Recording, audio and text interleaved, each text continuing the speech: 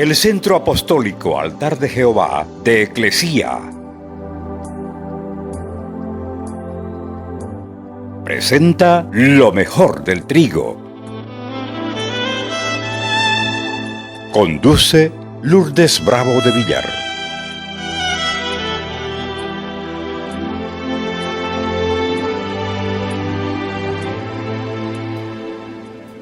Voy a contarles una historia que está en el libro de Nehemías. En Nehemías capítulo 8, del verso 1 adelante. Se juntó todo el pueblo como un solo hombre en la plaza que está delante de la puerta de las aguas, y dijeron a Esdras el escriba que traiga el libro de la ley de Moisés, la cual Jehová había dado a Israel. Y el sacerdote Esdras trajo la ley delante de la congregación, así de hombres como de mujeres, y de todos los que podían entender. Eso sucedió el primer día del mes séptimo. Y leyó en el libro delante de la plaza que está delante de la puerta de las aguas, desde el alba, desde el amanecer hasta el mediodía, en un país súper caliente, donde no existía el aire acondicionado, donde la gente se sentaba así, cazuelita en el piso. Todos estaban en presencia de hombres y mujeres y de todos los que podían entender qué es lo que necesita el pueblo. Entender. Y el escriba Esdras estaba sobre un púlpito de madera que habían hecho para ello. Y junto a él estaba Matatías, Sema, Anías, Urías, Hilcías, Maasías a su mano derecha, y a su mano izquierda Pedaías, Misael, Malquías, Hasum, Asbadana, Zacarías y Mesulán. Abrió pues Esdras el libro a los ojos del pueblo, porque estaba más alto que todo el pueblo, y cuando lo abrió, todo el pueblo estuvo atento. Bendijo entonces Esdras a Jehová, Dios grande, y todo el pueblo respondió: amén. Amén. Alzando su voz, y se humillaron y adoraron a Jehová, inclinados a tierra. 7. Y los levitas Yesúa, Bani, Serebías, Jamín, Acusa, Betai, Jodías, Masías, Kelita, Azarías, Josabet, Hanán y Pelaías hacían entender al pueblo la ley, y el pueblo estaba atento en su lugar. Y leían en el libro de la ley de Dios claramente, y ponían el sentido de modo que entendiesen la lectura. Cuando Esdras comenzó a leer, la gente comenzó a desesperarse y comenzó a llorar desesperado, porque se dieron cuenta que no cumplían nada de lo que era la ley de Dios. Los libros de Nehemías y Esdras recalcan la importancia de un avivamiento para que el pueblo pueda recuperar la fe y se consagre a Dios y a su palabra.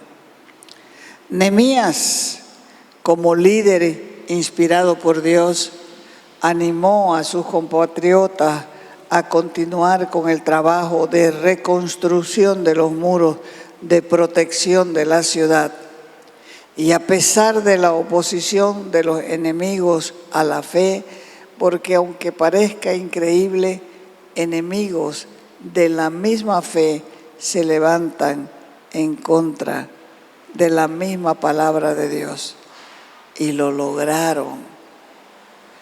Nehemías 8, Nehemías 10 describen uno de los más grandes avivamientos en la época del Antiguo Testamento y demuestran principios que son fundamentales para el avivamiento y una renovación espiritual.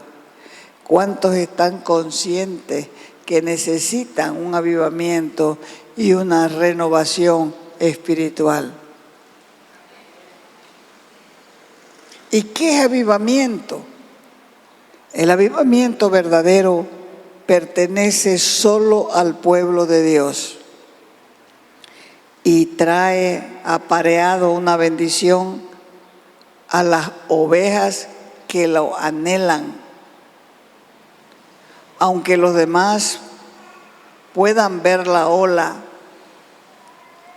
no podrán percatarse de lo que está sucediendo, porque lo que no tienes en tu corazón, nadie te lo puede poner. Por eso la Escritura dice, bienaventurados los que tienen hambre. ¿De qué? ¿De un pedazo de carne para hacer cola desde la mañanita hasta la noche? No.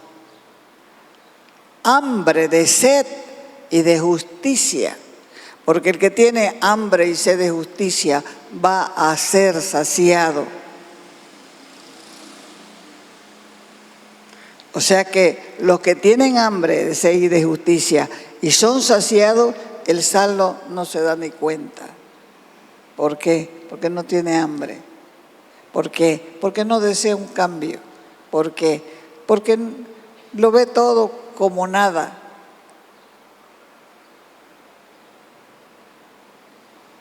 De pronto el cristianismo avivado tiene un nuevo amor por Dios. Si eso te falta, pedilo, porque no te puedes ir con un Dios que no amas. Tienes que amarlo con todo tu ser, con toda tu alma, como dice la Escritura, y con toda tu mente. Tienes que amarlo a Él y amarlo en su palabra. Porque eso es lo que lo llena a uno con el deseo de ganar el mundo. Eso es lo que lo lleva a uno a sembrar la palabra donde nadie lo escucha. Porque dice la misma Escritura que la palabra hace lo que Dios desea que haga. Y por eso siembra la palabra, no está conforme con que el mundo se pierda. Y todo lo que conversa se cierne alrededor de la cruz. Es avivamiento lo que el pueblo de Dios necesita, lo que la iglesia necesita y lo necesita desesperadamente. Porque con el avivamiento, la iglesia que está por morir vuelve a vivir. La iglesia que va a despertar es la iglesia que tiene hambre y sed de Dios. Porque esos programas humanos solo son esfuerzos para entretener a un pueblo mientras el mundo entero está bajo el poder del maligno. Cuando Pablo escribió a los Efesios, vaya al libro de Efesios capítulo 5, verso del 11 al 14. Dijo Pablo a los Efesios, no participen de las obras infructuosas de las tinieblas, sino más bien repréndanlas, porque es vergonzoso hablar de lo que ellos hacen en secreto, pero todas las cosas, cuando son puestas en evidencia por la luz, son hechas manifiestas, porque la luz es lo que manifiesta todo. Por lo cual dice, despiértate. Tú que duermes, y levántate de entre los muertos, y Él te alumbrará Cristo. Cuando Pablo escribe esto, ¿a quién lo escribe? ¿A los incrédulos o a la iglesia? ¿A quién lo escribe? ¿Y cuál es la iglesia? No diga nosotros, diga yo.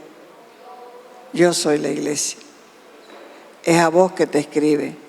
Te dice, no participes de las obras infructuosas de las tinieblas, más bien reprendelas, porque es vergonzoso aún hablar de lo que ellos hacen en secreto. Pero todas las cosas, cuando son puestas en evidencia por la luz, son hechas manifiestas, porque la luz es lo que manifiesta todo. Por eso a vos, diga a mí, que soy la iglesia, Dios me dice, por boca de Pablo, que tengo que despertar. Está Pablo escribiendo a la iglesia porque él conocía la condición humana, cómo los cristianos viven coqueteando con el pecado. Pablo menciona aquí las obras infructuosas en Efesios capítulo 5, del 3 al 5. Obras, dice, infructuosas de las tinieblas, como ser fornicación, inmundicia, avaricia, palabras deshonestas, groserías, necedades. Y dice, los que practican tales cosas no pueden heredar el reino de Dios. La iglesia que duerme está por morir. Y si no comete estas cosas, pero las tolera y no las reprende y no las empelota y no las saca a luz, es una iglesia dormida o por lo menos está a punto de morir. El verdadero amor no encubre el pecado. Es cierto que es vergonzoso que en la iglesia sucedan todas estas cosas, pero es más vergonzoso que por miedo lo tapen el pecado. Porque si no se reprende los pecados en la iglesia, verdaderamente Cristo no está en la iglesia. Segunda de Tesalonicenses, capítulo 2, del verso 3 adelante. Pablo también escribió a los tesalonicenses y le dijo, nadie los engañe. En ninguna manera. Porque el Señor no vendrá sin que antes venga la apostasía, porque ya está en acción el misterio de la iniquidad. ¿Podrá esta apostasía llegar hasta el punto que los lobos lleguen a gobernar la iglesia? La historia nos muestra que esto ya sucedió hace muchos siglos y por eso fue necesaria la reforma de Lutero. La iglesia en ese tiempo que gobernaba era la iglesia católica. Pero ¿por qué no podría suceder también en las iglesias cristianas, en las iglesias llamadas evangélicas? Por lo que vemos, yo digo que estamos en camino a esto. Muchos líderes cristianos están muy influenciados por el mundo y el dinero. Están en ese camino.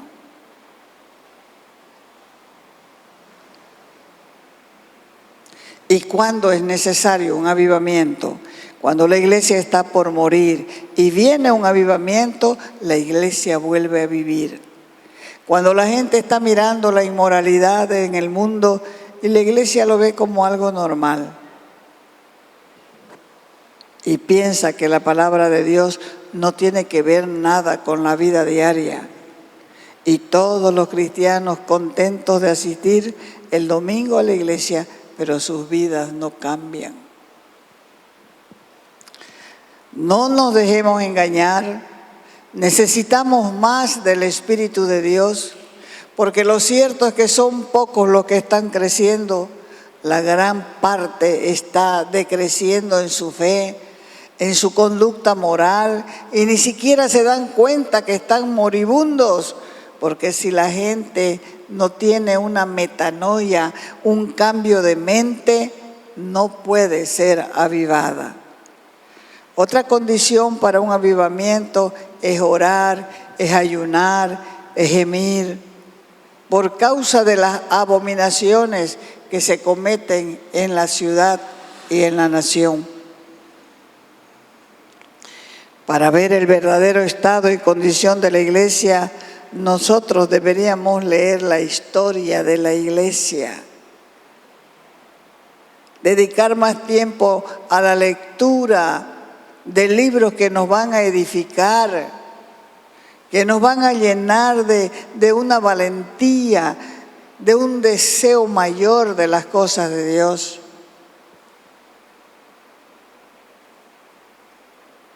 Nosotros deberíamos clamar como John Knox, que dijo: Señor, dame Escocia o me muero. Quería decir que él con su oración constantemente estaba pidiendo por una renovación de Escocia. Y aquí nosotros estamos viendo las peores barbaridades en 74 años.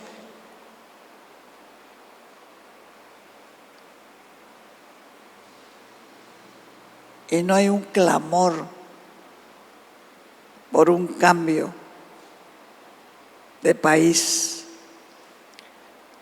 La condición de la iglesia también nos debe desesperar, porque tienen que encerrar a la gente en los tiempos de fiesta para que la gente no vaya a estar mirando, aunque sea en las alacitas, con la boca abierta.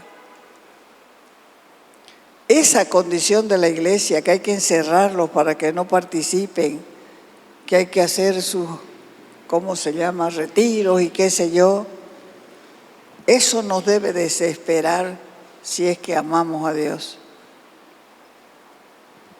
Porque el avivamiento solo vendrá cuando el pueblo se humille de verdad, cuando se cambie esa imagen positiva. Todo es positivo, tenemos que pensar positivo. Sí, dicen los otros.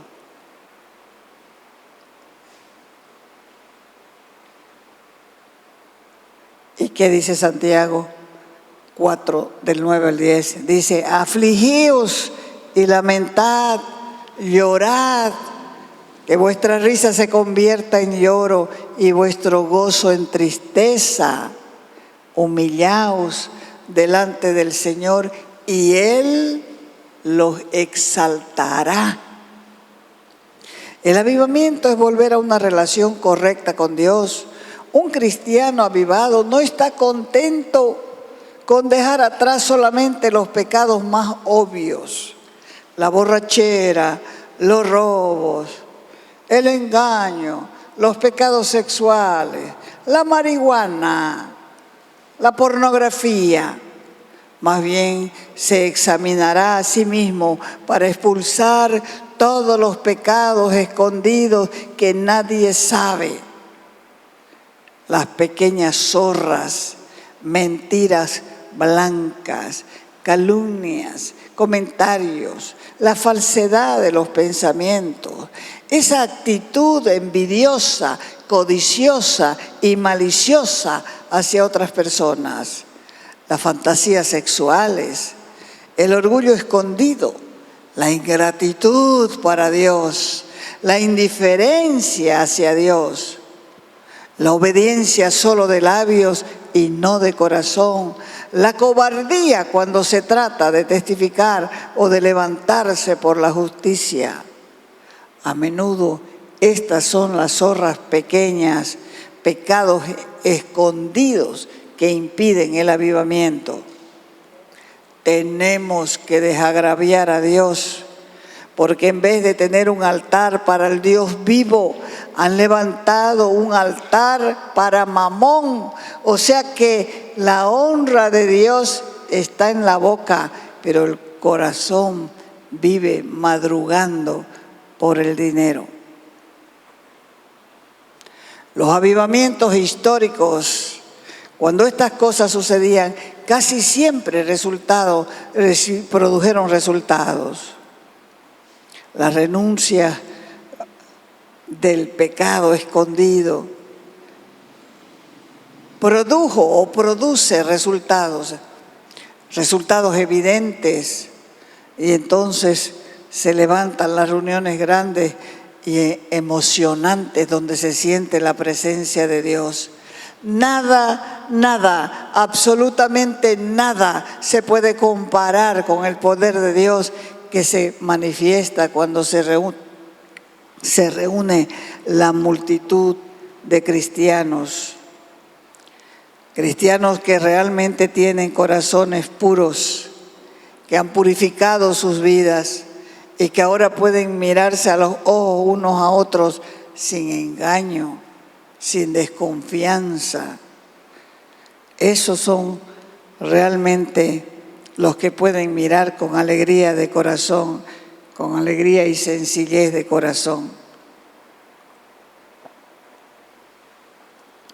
Mateo 5:8 dice: bienaventurados los de corazón limpio, porque ellos verán a Dios. Cuando los primeros cristianos se reunían así, el temor de Dios vino sobre todos y los incrédulos tenían temor de juntarse con ellos. Cuando hay avivamiento, grandes multitudes son salvos, porque está la presencia del Espíritu de Dios y es lo que convence a un pecador. Y lo oculto de sus corazones se hace manifiesto, como decía Pablo. Y así la gente, cuando ve que ha sido un pecador impenitente, se cubre su cara y adora a Dios, declarando que Dios está verdaderamente entre nosotros. Cuando predicaban los gigantes del avivamiento, como John Wesley, Charles Finney, a veces la gente caía postrada con la convicción de sus pecados y no podían levantarse hasta que habían confesado todo y se habían arrepentido de corazón. Cuando hay avivamiento, la sociedad entera cambia. Los grandes avivamientos siempre impactaron la sociedad. La reforma de Lutero y Calvino fue la principal fuerza que ayudó a Europa a salir del subdesarrollo y de la pobreza. El avivamiento metodista con John Wesley produjo en Inglaterra un movimiento por más justicia social mientras la nación se iba industrializando. Fue en los avivamientos que se abolió la esclavitud. Los jueces, los policías en muchas ciudades y en muchos pueblos ya no tenían trabajo porque la delincuencia, los pleitos había disminuido. Hay una ciudad en Guatemala que se llama Amolonga, donde todo el pueblo es cristiano. Las cárceles cerraron, las cantinas cerraron, las yucas son más gruesas que mi brazo. Las zanahorias enormes de 45 centímetros de todas partes del mundo van a ese pueblito que está en las montañas.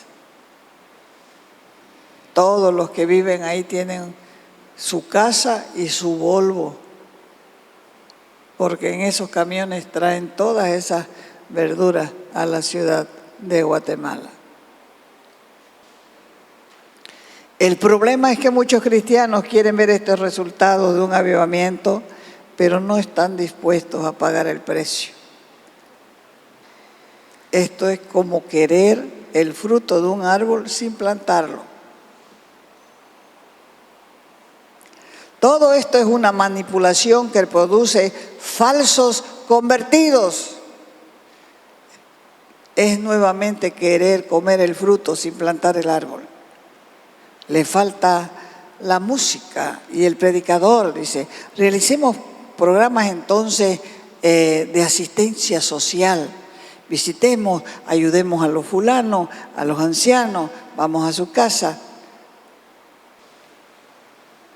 Entonces, Busquemos un candidato, dice, un candidato cristiano para la alcaldía, para el Congreso, y tendremos un avivamiento. Y vuelve otra vez la iglesia a moverse, se convoca a las iglesias unidas para apoyar a un pícaro, palabrero, que llena la boca de Jesús y luego no sucede nada. Porque el candidato solo está pensando en sus bolsillos y en su propio ego. A ver si nos apercibimos para las próximas elecciones, porque ya basta de fracasar. Porque esto es querer otra vez comer del fruto sin plantar el árbol. Todo esto produce imitaciones falsas que al final darán mal fruto. Multitud de falsos hermanos en la iglesia que se convirtieron por una emoción y que siguen siendo los viejos pecadores. Y los jóvenes que dejan las iglesias porque no pueden vivir sin la carne. El mundo para ellos es más atractivo. Y si queremos un verdadero avivamiento, tenemos que cambiar y entrar por el camino que Dios diseñó y pagar el precio. Un precio que cuesta, sí, pero solamente así podemos ver el fruto de un avivamiento. Una advertencia, un consejo, una exhortación. Los pioneros de los avivamientos pasados casi siempre, por no decir siempre, fueron perseguidos por los líderes de sus propias iglesias y de la asociación de líderes. Jesús y los apóstoles fueron perseguidos por los líderes de las sinagogas. Los reformadores fueron perseguidos por los líderes de la Iglesia Católica. O sea que cada cristiano en el transcurso de su vida en algún momento tendrá que decidirse.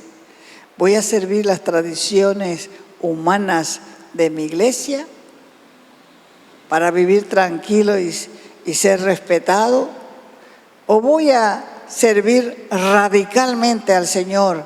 ¿Voy a obedecerle más que a los hombres, aunque me persigan, aunque me expulsen mis propios líderes por causa de mi búsqueda de Dios? Un buen punto para empezar es pedir perdón al Señor, desagraviar, porque cuando Él ve la condición de un país así como está el nuestro, con tanta brujería, con tanta hechicería, con tanta carnalidad, debe apartar los ojos para no ver tanta suciedad. Como dice el profeta Habacuc, limpio eres de ojos para ver el mal. Un buen punto es pedirle al Señor, manda avivamiento y comienza conmigo.